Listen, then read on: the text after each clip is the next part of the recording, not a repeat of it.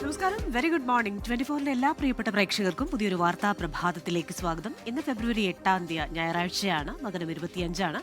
ഇന്ന് സംഭവിക്കാൻ സാധ്യതയുള്ള വാർത്തകൾ വിശകലനം ചെയ്ത ന്യൂസ് ബ്രേക്സ് ആരംഭിക്കുകയാണ്.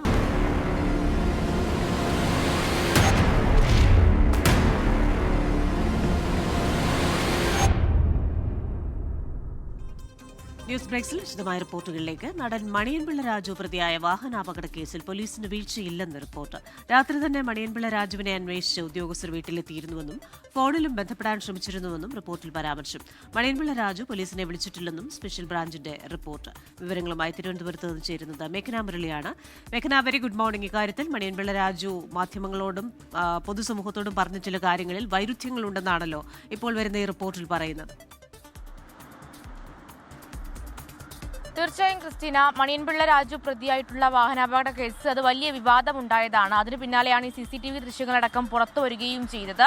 അതിൽ ഈ CCTV ദൃശ്യങ്ങൾ പുറത്തു വന്നതിന് ശേഷവും മണിയൻപിള്ള രാജു പറഞ്ഞത് താൻ നിരപരാധിയാണ്, അത് ഈ നിർത്താതെ പോയത് ഭയന്നിട്ടാണ്, മറ്റു കാര്യങ്ങളൊന്നും താൻ ചെയ്തിട്ടില്ല. അന്നേരം തന്നെ പോലീസിനെ വിളിച്ചറിയിച്ചു, അതുപോലെ തന്നെ ട്രിവാൻഡ്രം ക്ലബ്ബിലുള്ള സുഹൃത്തുക്കളെ വിളിച്ചറിയിച്ചു, ആംബുലൻസ് അടക്കം സജ്ജമാക്കിയിരുന്നു എന്നുള്ളതാണ് മണിയൻപിള്ള രാജു മാധ്യമങ്ങളോടും അതുപോലെ തന്നെ പോലീസിന് മൊഴിയായി നൽകിയത്. എന്നാൽ അത് തള്ളിക്കൊണ്ടാണ് ഇപ്പോൾ സ്പെഷ്യൽ ബ്രാഞ്ച് റിപ്പോർട്ട് പുറത്തു വന്നിട്ടുള്ളത്. അതിൽ പ്രധാനമായും പറയുന്നത് ഈ കാര്യം, അതായത് ഈ മണിയൻപിള്ള രാജു വിളിച്ചിരുന്നു, പോലീസിനെ വിളിച്ചറിയിച്ചു എന്നുള്ള കാര്യം തെറ്റാണ് എന്നുള്ളതാണ്. അത് തള്ളിക്കൊണ്ടാണ് ഇപ്പോൾ police report, special branch report പുറത്തു വന്നിട്ടുള്ളത്. അതിൽ അങ്ങനെ ഒരു സംഭവം ഉണ്ടായിട്ടില്ല. അതുപോലെ തന്നെ 2 തവണ മണിയൻപിള്ള രാജുവിന്റെ വീട്ടിൽ പോയിരുന്നു, പക്ഷെ മണിയൻപിള്ള രാജുവിനെ കാണാൻ കഴിഞ്ഞില്ല, അവിടെ ഉണ്ടായിരുന്നില്ല. കൂടാതെ ഇതിൽ ഫോൺ സ്വിച്ച്ഡ് ഓഫ് ആയിരുന്നു, അങ്ങോട്ട് പോലീസ് വിളിക്കാൻ ശ്രമിച്ചിരുന്നുവെങ്കിലും ഫോൺ സ്വിച്ച്ഡ് ഓഫ് ആയിരുന്നു എന്നുള്ള കാര്യങ്ങളാണ് ഇപ്പോൾ സ്പെഷ്യൽ ബ്രാഞ്ച് റിപ്പോർട്ടിൽ പറയുന്നത്. അതിൽ പ്രധാനമായും ഈ റിപ്പോർട്ട് പറയുന്നത് അത് പോലീസിന്റെ ഭാഗത്തൊരു വീഴ്ച ഉണ്ടായിട്ടില്ല, അന്ന് SHO അടക്കം ഒരു വീഴ്ച പറ്റിയിട്ടില്ല, മ്യൂസിയം പോലീസ് പരിധിയിലാണ് ഈ സംഭവം നടന്നത്, മ്യൂസിയം പോലീസിന്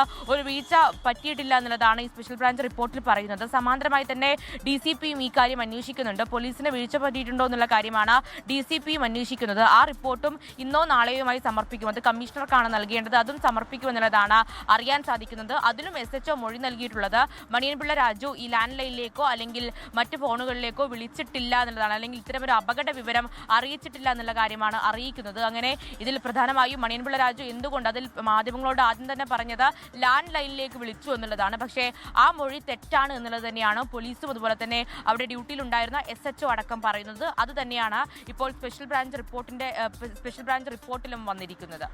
ക്രിസ്റ്റീന. ശരി, മേഘന മുരളിയാണ് തിരുവനന്തപുരത്ത് നിന്ന് വിശദാംശങ്ങളുമായി ചേർന്നത്. മണിയൻപിള്ള രാജു പോലീസിനെ അറിയിച്ചിട്ടില്ല എന്നാണ് ഇപ്പോൾ ഈ പോലീസിന്റെ റിപ്പോർട്ടിൽ പറയുന്നത്. മറ്റൊരു വാർത്തയിലേക്ക്. രാജസ്ഥാനിലെ കോട്ടയിൽ 3 നില കെട്ടിടം തകർന്നു വീണ് 2 പേർ മരിച്ചു, നിരവധി പേർ കുടുങ്ങിക്കിടക്കുന്നു എന്നാണ് വിവരം. വിവരങ്ങളുമായി അച്യുതനാണ് ഡൽഹിയിൽ നിന്ന് ചേരുന്നത്. Achuthan, good morning. ഈ കെട്ടിടം പ്രവർത്തിച്ചിരുന്നത് കൃത്യമായ മാനദണ്ഡങ്ങളോടെയായിരുന്നു. എന്തായിരുന്നു സംഭവിച്ചത്? കൂടുതൽ വിവരങ്ങൾ എന്തൊക്കെയാണ്?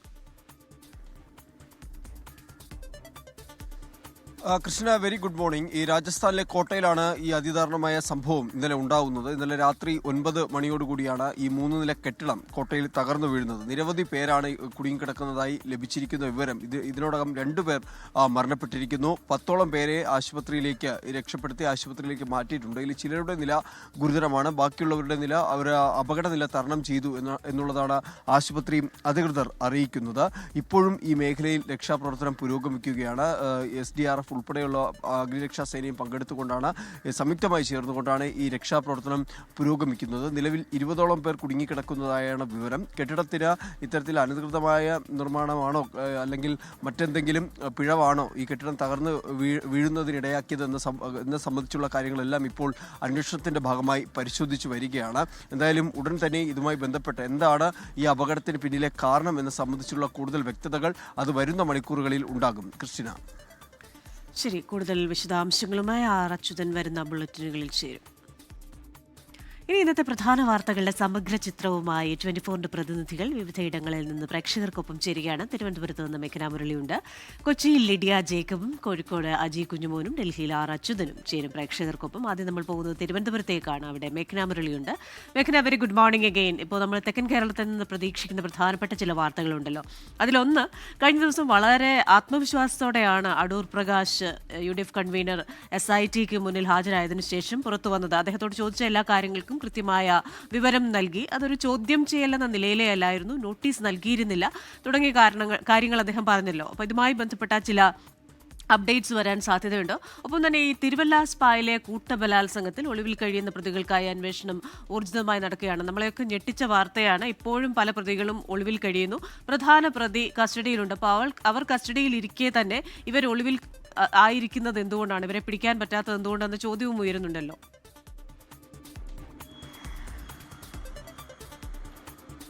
Good morning Christina. അതിൽ തെക്കൻ കേരളത്തിൽ ശബരിമല സ്വർണ്ണക്കൊള്ള തന്നെയാണ് ഏറ്റവും പ്രധാനപ്പെട്ട ചർച്ചാ വിഷയം. അതിൽ തന്നെയാണ് ഇനി നിർണായക നീക്കങ്ങൾ നടക്കാനും ഇരിക്കുന്നത്. അതിൽ ഇന്നലെ 2.5 മണിക്കൂറാണ് UDF കൺവീനർ അടൂർ പ്രകാശിനെ ചോദ്യം ചെയ്തത്. അതിൽ വലിയ ആത്മവിശ്വാസം അടൂർ പ്രകാശ് പ്രകടിപ്പിക്കുന്നുണ്ട്. അതിൽ തന്റെ കാര്യങ്ങളൊക്കെ പറഞ്ഞു, എന്താണ് ഉണ്ണികൃഷ്ണൻ പോറ്റിയുമായി ഉള്ള ബന്ധമെന്നടക്കമുള്ള കാര്യങ്ങൾ പറഞ്ഞു എന്നുള്ളതാണ് അടൂർ പ്രകാശ് പറഞ്ഞത്. അതിൽ കൂടുതലായും SIT ശേഖരിച്ചിരിക്കുന്നത് ഈ ഉണ്ണികൃഷ്ണൻ പോറ്റിയുമായുള്ള അടൂർ പ്രകാശിനുള്ള സാമ്പത്തിക ബന്ധം തന്നെയാണ്. അതിൽ ഏതെങ്കിലും തരത്തിൽ ഈ പുറത്തു വന്ന ചിത്രങ്ങൾ, അത് 2019 സോണിയാഗാന്ധിയും ഉണ്ണികൃഷ്ണൻ പോറ്റിയും അതുപോലെ തന്നെ അടൂർ പ്രകാശും തമ്മിലുള്ള ഫോട്ടോ, അങ്ങനെ എന്താണ് ഉണ്ണികൃഷ്ണൻ പോറ്റിയുമായുള്ള ബന്ധം, വീട്ടിലടക്കം പോകാനുള്ള ബന്ധം എന്താണ് എന്നടക്കമുള്ള കാര്യങ്ങളാണ് SIT അന്വേഷിച്ചത്. അതുപോലെ തന്നെ ഏതെങ്കിലും തരത്തിലൊരു സാമ്പത്തിക ഇടപാടുണ്ടോ ഉണ്ണികൃഷ്ണൻ പോറ്റിയുമായി എന്നടക്കമുള്ള കാര്യങ്ങളും SIT ശേഖരിച്ചിട്ടുണ്ട്. അതിൽ ഇന്നലെ മാധ്യമങ്ങളോട് പറഞ്ഞതുപോലെ തന്നെ അടൂർ പ്രകാശ് ഈ കാര്യങ്ങളൊക്കെ നിഷേധിക്കുന്നുണ്ട്. പുറത്തു വന്ന ആരോപണങ്ങളെല്ലാം നിഷേധിക്കുന്നുണ്ട്. അതിൽ പ്രധാനമായും പറയുന്നത് മണ്ഡലത്തിലെ ഒരാളെന്ന നിലയിൽ മാത്രമാണ് ഉണ്ണികൃഷ്ണൻ പോറ്റിയുമായി ബന്ധം, അതിലൊരു തട്ടിപ്പുകാരനാണ് അല്ലെങ്കിൽ ഇത്തരം ഒരു പ്രശ്നമുള്ള ആളാണ് എന്നുള്ള കാര്യം അറിഞ്ഞിരുന്നില്ല എന്നുള്ള കാര്യമാണ് ഈ അടൂർ പ്രകാശ് മൊഴിയായി നൽകിയിട്ടുള്ളത്. എന്തായാലും ഈ ഒരു ശബരിമല സ്വർണ്ണക്കൊള്ളയിൽ ഇനി SITയുടെ അടുത്ത നീക്കം എന്താണ് എന്നുള്ളത് തന്നെയാണ് ഏറ്റവും നിർണായകമാവുകയും ചെയ്യുന്നത്. നമ്മൾ പോകുന്നത് കൊച്ചിയിലേക്കാണ്. അവിടെ ലിഡിയ ജേക്കബ് ഉണ്ട്. Lydia, good morning. കളമശ്ശേരിയിൽ മരിച്ച ബംഗളൂരു സ്വദേശി സൂരജ് ലാമയുടെ മൃതദേഹം ഇന്ന് സംസ്കരിക്കുകയാണ്. ഇന്ന് രാവിലെയാണ് എവിടെ സംസ്കരിക്കണമെന്ന കാര്യത്തിൽ കുടുംബം തീരുമാനമെടുക്കുന്നതെന്നാണ് നമുക്ക് ലഭിക്കുന്ന സൂചനകൾ. ഇതുമായി ബന്ധപ്പെട്ട വിശദാംശങ്ങൾ എന്തൊക്കെയാണ്? Good morning Christina. കളമശ്ശേരി ഭാഗത്ത് തന്നെ സംസ്കരിക്കാനാണ് തീരുമാനമെന്നാണ് നമുക്കിപ്പോൾ മനസ്സിലാകുന്നത്. എന്തായാലും സൂരജ് ലാമയുടെ മൃതദേഹം ഇന്ന് കുടുംബത്തിന് വിട്ടു നൽകും. ഇന്നലെ തന്നെ മകൻ സാന്തോൺ ലാമ എത്തി നടപടികളും കാര്യങ്ങളും ഒക്കെ പൂർത്തിയാക്കിയിരുന്നു. അതിനുശേഷം ഇന്ന് തന്നെ മതാചാരപ്രകാരം ഇത്തരത്തിൽ സംസ്കാരം നടക്കും എന്നാണ് അറിയാൻ സാധിക്കുന്നത്. കളമശ്ശേരി ഭാഗത്ത് തന്നെയാകും സംസ്കാരം എന്നാണ് അറിയാൻ സാധിക്കുന്നത്.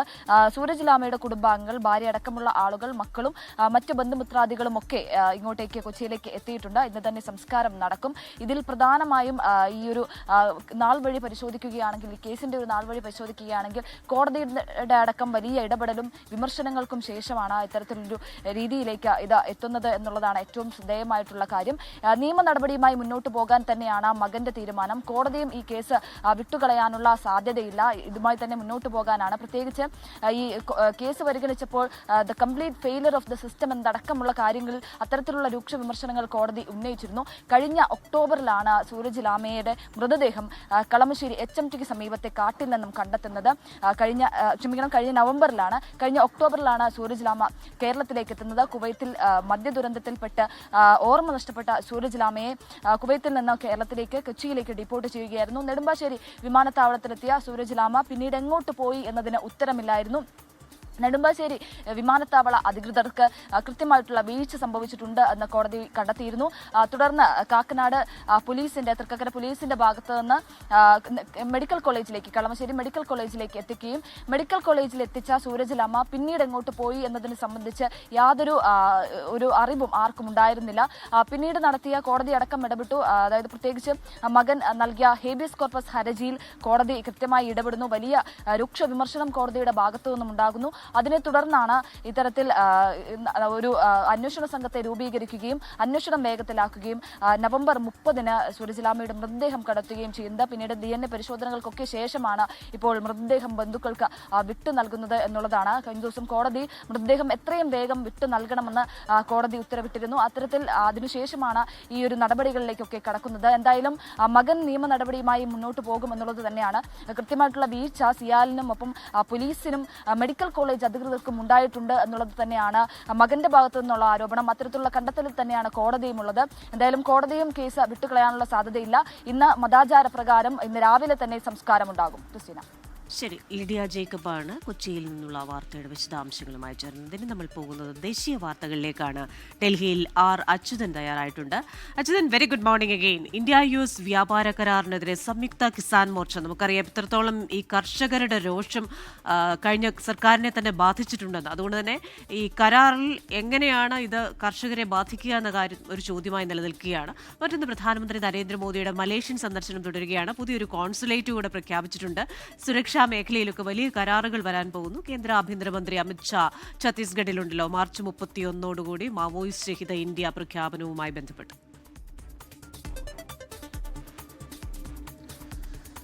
കൃഷ്ണ, അങ്ങനെ മൂന്ന് പ്രധാനപ്പെട്ട വാർത്തകൾ അതിനെ ചുറ്റിപ്പറ്റിയുള്ളത് തന്നെയായിരിക്കും വരുന്ന മണിക്കൂറുകളിലും സംഭവിക്കുക. അതിലേറെ പ്രധാനപ്പെട്ടത് ഇന്ത്യ US വ്യാപാര കരാറിൽ അതിനെതിരെ സംയുക്ത കിസാൻ മോർച്ച രംഗത്തെത്തിയിരിക്കുന്നു എന്നുള്ളതാണ്. അവർ തുടക്കം മുതൽ തന്നെ ഇന്ത്യ US വ്യാപാര കരാറുമായി ബന്ധപ്പെട്ട ഇത്തരത്തിലുള്ള എതിർപ്പ് സംയുക്ത കിസാൻ മോർച്ച നേരത്തെ തന്നെ പ്രകടമാക്കിയതാണ്. ഇപ്പോൾ ഈ കരാറുമായി ബന്ധപ്പെട്ട സംയുക്ത പ്രസ്താവന വന്നതിന് പിന്നാലെയാണ് ഇതിനെതിരെ സംഘടന എത്തിയിരിക്കുന്നത്. നരേന്ദ്രമോദി സർക്കാരിൻ്റെ US കാർഷിക ബഹുരാഷ്ട്ര കമ്പനികൾക്ക് മുമ്പാകെയുള്ള പൂർണ്ണമായ കീഴടങ്ങല് എന്നുള്ളൊരു വിമർശനമാണ് ഉന്നയിച്ചിരിക്കുന്നത്. ഒപ്പം തന്നെ കർഷകരെ വഞ്ചിച്ച വാണിജ്യ മന്ത്രി രാജിവെക്കണം എന്നൊരു ആവശ്യം കൂടി സംഘടന ഉയർത്തുന്നുണ്ട്.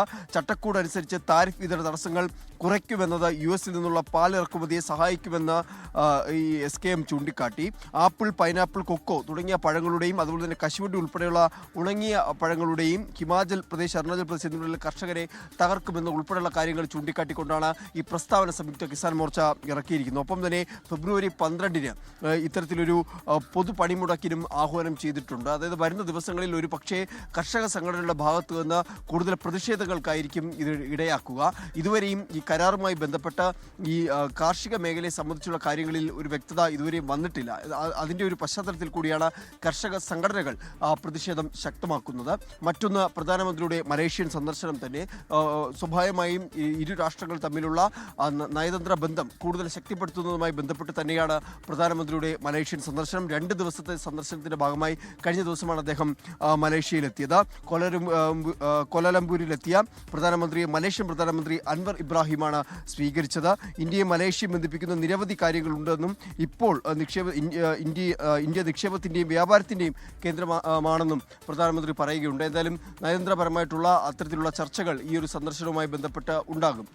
മറ്റൊന്ന്, കേന്ദ്ര ആഭ്യന്തരമന്ത്രി അമിത്ഷാ ഛത്തീസ്ഗഡിൽ ഇന്ന് സന്ദർശിക്കുകയാണ്. അതായത് അദ്ദേഹം പ്രഖ്യാപിച്ചിരിക്കുന്നത് മാർച്ച് 31 നക്സൽ വിമുക്ത ഇന്ത്യ നക്സൽ മുക്ത ഇന്ത്യ കെട്ടിപ്പടുക്കും എന്നുള്ളതാണ് പ്രഖ്യാപനം. ഇതിൻ്റെ ഭാഗമായിട്ട് ആണ് അദ്ദേഹം ഈ പലതരത്തിലുള്ള കൂടിക്കാഴ്ചകൾ ഇതിനോടകം തന്നെ സംസ്ഥാനത്തെത്തി സുരക്ഷാ സേനയുമായി ഒക്കെ നടത്തിയിരുന്നു. എന്തായാലും അതിൻ്റെ ഭാഗമായി കൂടി ഇപ്പോൾ അദ്ദേഹം ഛത്തീസ്ഗഡ് സന്ദർശനത്തിനായി പുറപ്പെടുകയാണ്. ആ പ്രഖ്യാപനത്തിന് ഈ 51 ദിവസം, അതായത് മാർച്ച് 31 51 ദിവസം മാത്രം അവശേഷിക്കുകയാണ് ഈ നിർണായകമായിട്ടുള്ള സന്ദർശനം നടത്തുന്നത്. അങ്ങനെ ഈ 3 വാർത്തകളുമായി ബന്ധപ്പെട്ടിട്ടുള്ള കാര്യങ്ങളായിരിക്കും ഡൽഹി കേന്ദ്രീകരിച്ച് ഇന്നുണ്ടാവുക.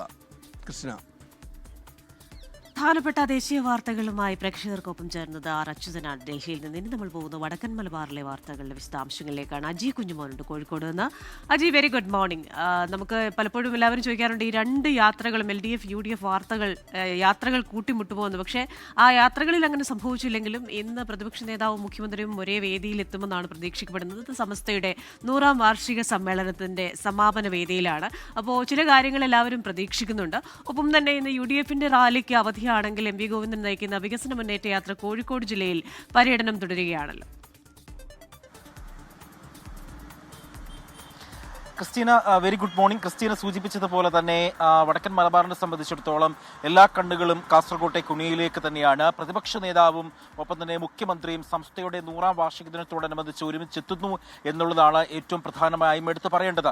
ജമാഅത്തെ ഇസ്ലാമിയുമായി ബന്ധപ്പെട്ട പരാമർശങ്ങളിൽ കഴിഞ്ഞ ദിവസങ്ങളിൽ പ്രതിപക്ഷ നേതാവും ഒപ്പം തന്നെ CPIM സംസ്ഥാന സെക്രട്ടറി MV ഗോവിന്ദനും തമ്മിൽ വാക്കുകൾ കൊണ്ട് ഏറ്റുമുട്ടുന്നത് നമ്മൾ കണ്ടതാണ്. ഇപ്പോൾ അത്തരത്തിലൊരു അന്തരീക്ഷം നിലനിൽക്കുകയാണ്. ഇരുവരും മുഖ്യമന്ത്രിയും ഒപ്പം തന്നെ പ്രതിപക്ഷ നേതാവും ഒരേ വേദിയിലേക്ക് എത്തുന്നത് എന്നുള്ളതാണ് ഏറ്റവും പ്രധാനമായും എടുത്തു പറയേണ്ടത്. സമസ്തയുടെ 100ാം വാർഷികം ഇന്ന് സമാപനം കുറിക്കുകയാണ്. മുഖ്യമന്ത്രിയാണ് ആ യോഗം ഉദ്ഘാടനം ചെയ്യുന്നത്. അതിൽ പ്രധാനമായും എടുത്തു പറയേണ്ടത് കഴിഞ്ഞ ദിവസം സമസ്തയിൽ തന്നെ വലിയ തരത്തിൽ ഒരു ചർച്ചയായത് ജമാഅത്ത് ഇസ്ലാമിക്കെതിരെ വലിയ തരത്തിലുള്ള വിമർശനങ്ങളും ഒപ്പം തന്നെ പ്രമേയം അടക്കം അന്ന് പാസ്സാക്കുന്ന സാഹചര്യങ്ങളൊക്കെ ഉണ്ടായിരുന്നു. അതായത് ഇസ്ലാമിന്റെ സമാധാനപരമായ പ്രബോധന ശൈലികളെയും മഹത്തായ മുൻഗാമികൾ കാണിച്ചെന്ന പാതകളെ അട്ടിമറിക്കാൻ ശ്രമിക്കുന്ന പാൻ ഇസ്ലാമിസ്റ്റ് തീവ്ര ചിന്താഗതികൾക്കെതിരെ ജാഗ്രത പാലിക്കണമെന്നാണ് സമസ്ത 100ാം വാർഷികത്തോടനുബന്ധിച്ച് നടത്തിയ പ്രമേയത്തിൽ പറഞ്ഞിരിക്കുന്നത്. ആ പ്രമേയം അവർ പാസ്സാക്കുകയും ചെയ്തു. അപ്പോൾ ഇത്തരത്തിലൊരു പ്രമേയം സമസ്തയെ സംബന്ധിച്ചിടത്തോളം സമസ്ത പാസ്സാക്കുന്നു. ആ സമസ്ത വേദിയിലേക്കാണ് പ്രതിപക്ഷ നേതാവ് വി.ഡി. സതീശൻ എത്തുന്നത്. വി.ഡി. സതീശന്റെ നിലപാടുകൾ കഴിഞ്ഞ ദിവസങ്ങളിലൊക്കെ തന്നെയും നമ്മൾ കണ്ടതാണ്. ജമാഅത്ത് ഇസ്ലാമിക്ക് അനുകൂലമായ നിലപാടുകളാണ് കഴിഞ്ഞ ദിവസങ്ങളിലും ഒപ്പം തന്നെ അനുകൂലമായ പരാമർശങ്ങളൊക്കെ തന്നെയാണ് വി.ഡി. സതീശൻ പറഞ്ഞത് എന്നുള്ളതാണ് ഏറ്റവും ശ്രദ്ധേയമായ കാര്യം. ആ വേദിയിലേക്ക് പ്രതിപക്ഷ നേതാവ് എത്തുമ്പോൾ മുഖ്യമന്ത്രി സ്വീകരിക്കുന്ന നിലപാട് എന്തായിരിക്കും, മുഖ്യമന്ത്രിയുടെ പ്രസംഗം എന്തായിരിക്കും ഈ വിഷയത്തിൽ എന്നുള്ളതാണ് എടുത്തു പറയേണ്ടത്. കാരണം CPM അത് LDF-ന്റെ വടക്കൻ മേഖല ജാഥ, അതായത് വികസന മുന്നേറ്റ യാത്ര CPIM സംസ്ഥാന സെക്രട്ടറി MV ഗോവിന്ദനാണ് നയിക്കുന്നത്. MV ഗോവിന്ദൻ ഇന്നലെ കൂടി മാധ്യമങ്ങളെ കണ്ടപ്പോൾ പറഞ്ഞ പ്രധാനപ്പെട്ട ഒരു കാര്യമുണ്ട്. ജമാഅത്ത് ഇസ്ലാമിയെ പൂർണ്ണമായും അംഗീകരിക്കാൻ കഴിയില്ല. ജമാഅത്ത് ഇസ്ലാമിയുടെ ചിന്താഗതികളും അവരുടെ രാഷ്ട്രീയ തത്വങ്ങളും തങ്ങൾക്ക് ഒരിക്കലും അംഗീകരിക്കാൻ കഴിയില്ല എന്നുള്ള പരാമർശങ്ങളാണ് MV ഗോവിന്ദൻ ഇന്നലെ തന്നെ നടത്തിയത്. അപ്പോൾ ഏത് തരത്തിലുള്ള ഒരു നിലപാടായിരിക്കും മുഖ്യമന്ത്രി ആ വേദിയിൽ സ്വീകരിക്കുക, സമസ്ത വേദിയിൽ സ്വീകരിക്കുക എന്നുള്ളതും പ്രധാനപ്പെട്ട ഒരു കാര്യം തന്നെയാണ്. മറ്റൊന്ന് ക്രിസ്റ്റീന സൂചിപ്പിച്ചതുപോലെ തന്നെ CPM-ന്റെ സംസ്ഥാന സെക്രട്ടറി നയിക്കുന്ന LDF-ന്റെ വടക്കൻ ജാഥ, അതായത് വികസന മുന്നേറ്റ യാത്ര ഇന്ന് കോഴിക്കോട് ജില്ലയിൽ പര്യടനം തുടരുകയാണ്. കോഴിക്കോട് നോർത്ത്, കോഴിക്കോട് സൗത്ത്, എലത്തൂർ, കുന്നമംഗലം, വടകര മേഖലകളിലാണ് ഇന്ന് പര്യടനം നടത്തുന്നത്. ഇന്ന് രാവിലെയും തീർച്ചയായിട്ടും MV ഗോവിന്ദൻ മാധ്യമങ്ങളെ കാണുന്നുണ്ട്. കഴിഞ്ഞ ദിവസങ്ങൾക്കൊക്കെ ആരോപണങ്ങൾക്കൊക്കെ അദ്ദേഹം ഇന്ന് രാവിലെയും മറുപടി നൽകും. ഇതാണ് വടക്കൻ മലബാറിൽ നിന്ന് പ്രതീക്ഷിക്കാവുന്ന പ്രധാനപ്പെട്ട വാർത്തകൾ. ക്രിസ്റ്റീന. ശരി, അജി കുഞ്ഞുമോനാണ് വടക്കൻ മലബാറിൽ നിന്ന് പ്രതീക്ഷിക്കാവുന്ന വാർത്തകളുടെ വിശദാംശങ്ങളുമായി ചേർന്നത്. RSP സംസ്ഥാന സെക്രട്ടേറിയറ്റ് ഇന്ന് കൊല്ലത്ത് ചേരുകയാണ്. നിയമസഭാ തെരഞ്ഞെടുപ്പിൽ UDF-ൽ ആവശ്യപ്പെടേണ്ട സീറ്റുകളുടെ കാര്യത്തിൽ യോഗത്തിൽ തീരുമാനമുണ്ടാകും. മട്ടന്നൂർ, ആറ്റിങ്ങൽ സീറ്റുകൾ വെച്ചുമാറുന്ന കാര്യത്തിൽ കോൺഗ്രസുമായുള്ള ഉഭയകക്ഷി ചർച്ചയിൽ തീരുമാനമായിട്ടില്ല. നേരത്തെ നടന്ന ചർച്ചയിൽ വാമനപുരം, ചടയമംഗലം, ആലപ്പുഴ തുടങ്ങിയ ഇടങ്ങളിൽ സീറ്റ് പകരം നൽകണമെന്ന് ആവശ്യപ്പെട്ടിരുന്നെങ്കിലും കോൺഗ്രസ് നേതൃത്വം ഔദ്യോഗിക തീരുമാനം അറിയിച്ചിട്ടില്ല. ചവറയിൽ ഷിബു ബേബി ജോണും കുന്നത്തൂരിൽ ഉല്ലാസ് കോവൂരും ഉറപ്പായി. ഇരവിപുരം സീറ്റിൽ ആരും മത്സരിക്കണമെന്ന കാര്യത്തിലും ഇന്ന് തീരുമാനമുണ്ടായേക്കും. യുവമുഖത്തെ പരിഗണിക്കുകയാണെങ്കിൽ കാർത്തിക് പ്രേമചന്ദ്രനെ ആയിരിക്കും ആദ്യം പരിഗണിക്കുക. ഒപ്പം CPIM വിട്ടെത്തിയ BN ഹസ്കർ, ജില്ലാ സെക്രട്ടേറിയറ്റ് അംഗം N നൌഷാദ്, സജി ഡി ആനന്ദ് എന്നിവരുടെ പേരുകളും പരിഗണനയിലുണ്ട്. 76 വർഷത്തിന്റെ പ്രവർത്തന മികവിൽ Kottarakkara Poovathoor Devivilasam NSS higher secondary school വാർഷികാഘോഷത്തിന്റെ ഉദ്ഘാടനം 24 chief editor R Sreekandan Nair നിർവഹിച്ചു. ധനമന്ത്രി KN ബാലഗോപാൽ, സിനിമാ താരം ശ്രീജിത്ത് രവി എന്നിവർ 2 ദിവസങ്ങളിലായി നടന്ന പരിപാടിയിൽ വിശിഷ്ടാതിഥികളായിരുന്നു. Poovathoor Devivilasam NSS higher secondary school വാർഷികാഘോഷം വിപുലമായി സംഘടിപ്പിച്ചു. 2 ദിവസങ്ങളിലായി നടന്ന പരിപാടികളിൽ ധനമന്ത്രി KN ബാലഗോപാൽ ഉൾപ്പെടെയുള്ള പ്രമുഖർ പങ്കെടുത്തു. വാർഷികാഘോഷത്തിന്റെ ഉദ്ഘാടനം 24 chief editor R Sreekandan Nair നിർവഹിച്ചു. ലഹരി ഉപയോഗത്തെക്കുറിച്ചും അതിന്റെ ദൂഷ്യവശങ്ങളെക്കുറിച്ചും അദ്ദേഹം കുട്ടികളോട് സംവദിച്ചു. ഈ കൂൾ മിഠായി എന്നുള്ള യാത്ര തുടങ്ങി അവസാനം മയക്കുമരുന്ന് എവിടെ കിട്ടുമെന്ന് അന്വേഷിച്ച് ഈ മയക്കുമരുന്ന് ഉപയോഗിച്ച് തുടങ്ങിയിട്ട് ഏറ്റവും അവസാനം മയക്കുമരുന്നിന്റെ കാരിയർമാരായി, അതായത് വിൽപ്പന നടത്തുന്ന ആളുകളായി ഈ കുട്ടികൾ മാറുന്നു. ഞാൻ പറയുന്നത് കേരളത്തിലെ ഹയർ സെക്കൻഡറി പള്ളിക്കൂടങ്ങളിൽ പഠിക്കുന്ന വലിയ കുട്ടികളെ കുറിച്ചല്ല, ചെറിയ കുട്ടികളെ പോലും അപകടത്തിലാക്കുന്ന ആളുകൾ കേരളത്തിലുണ്ട്. ഇപ്പോൾ നമ്മൾ കരുതിയിരിക്കണം. പരിപാടിയിൽ പഞ്ചായത്ത് പ്രതിനിധികളും മറ്റ് സാമൂഹ്യ രാഷ്ട്രീയ പ്രവർത്തകരും സംസാരിച്ചു. ശേഷം വിവിധ മത്സരങ്ങളിൽ വിജയിച്ച കുട്ടികളെ അനുമോദിച്ചു. വാർഷികാഘോഷത്തിന്റെ ഭാഗമായി കുട്ടികളുടെ കലാപരിപാടികളും അരങ്ങേറി. 24 കൊല്ലം.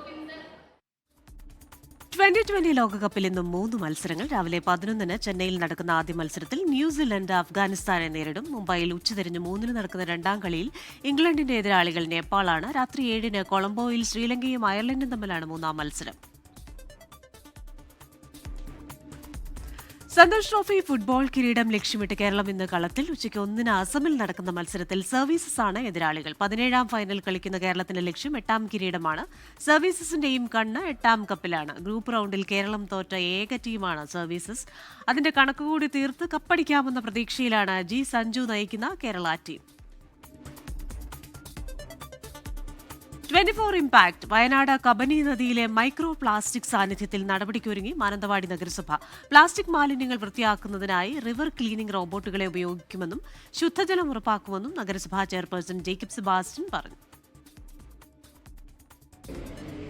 24 വാർത്താ ചാനൽ കബനി നദിയിൽ മൈക്രോ പ്ലാസ്റ്റിക് സാന്നിധ്യം കൂടുതലുണ്ടെന്നുള്ള ന്യൂസ് കാണുകയുണ്ടായി. അതിനൊരു പരിഹാരം ഉണ്ടാക്കാൻ വേണ്ടി ഭരണസമിതി പ്രതിജ്ഞാബദ്ധമാണ്. എല്ലാ പ്ലാസ്റ്റിക് ഉൽപ്പന്നങ്ങളും ഈ റിവർ ക്ലീനിങ് റോബോട്ട്സ് ഉപയോഗിച്ച് മുഴുവൻ കളക്ട് ചെയ്ത് സംസ്കരിക്കുന്നതിനുള്ള നടപടിയും നഗരസഭ ചെയ്യുന്നതാണ്. നദിയിലെ മൈക്രോ പ്ലാസ്റ്റിക് സാന്നിധ്യത്തെപ്പറ്റി 24 നൽകിയ വാർത്തയിലൂടെയാണ് മാനന്തവാടി നഗരസഭ വിഷയം മനസ്സിലാക്കുന്നത്.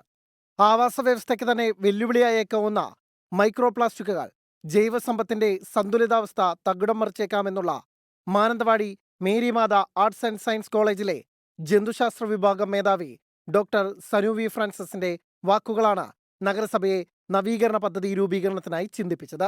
ഏറ്റവും ആശങ്കപ്പെടുന്ന ഒരു കാര്യം എന്ന് വെച്ചിട്ടുണ്ടെങ്കിൽ നമ്മൾ ഈ വെള്ളത്തിൽ ജീവിക്കുന്ന ചെറു ജീവികളും മത്സ്യങ്ങളൊക്കെ ആഹരിക്കുന്ന ഫൈറ്റോ പ്ലാങ്ക്ടൻസ് എന്ന് പറയും. അപ്പോൾ അവരും ഈ പറയുന്ന മൈക്രോ പ്ലാസ്റ്റിക്കും കൂടെ ഒരു അസോസിയേഷൻ രൂപീകരിച്ചിട്ടുണ്ട്. അപ്പോൾ ഓട്ടോമാറ്റിക്കലി എന്ത് ചെയ്യും, ഇവരുടെ ആഹാരമാണെന്ന് തെറ്റിദ്ധരിച്ച് ഇവർ കഴിക്കുകയും അത് ഇവരുടെ ഫിഷിൻ്റെയൊക്കെ ശരീരത്തിലെത്തി അത് മനുഷ്യ ശരീരത്തിലേക്ക് എത്തിപ്പെടാൻ സാധ്യതയുണ്ട്. ഇന്ത്യയിലെ വിവിധ നദികളിൽ നടന്ന പഠനങ്ങൾ പ്രകാരം റിപ്പോർട്ട് ചെയ്യപ്പെട്ട അളവിനേക്കാൾ കുറഞ്ഞ അളവിൽ മാത്രമേ കബനി നദിയിൽ നിന്നും മൈക്രോ പ്ലാസ്റ്റിക് സാന്നിധ്യം കണ്ടെത്തിയിട്ടുള്ളൂവെങ്കിലും മലിനീകരണ തോത് ദിനംപ്രതി കൂടുന്നതിനാൽ സ്ഥിതി ആശങ്കാജനകം തന്നെയാണെന്ന ഗവേഷണ സംഘത്തിന്റെ അഭിപ്രായം ശരിവെക്കുന്നതാണ് മാനന്തവാടി നഗരസഭയുടെ നടപടി. 24 വയനാട്. ഈ റിപ്പോർട്ടോടെ ന്യൂസ് ബ്രേക്സിന്റെ സമയം പൂർണ്ണമാവുകയാണ്.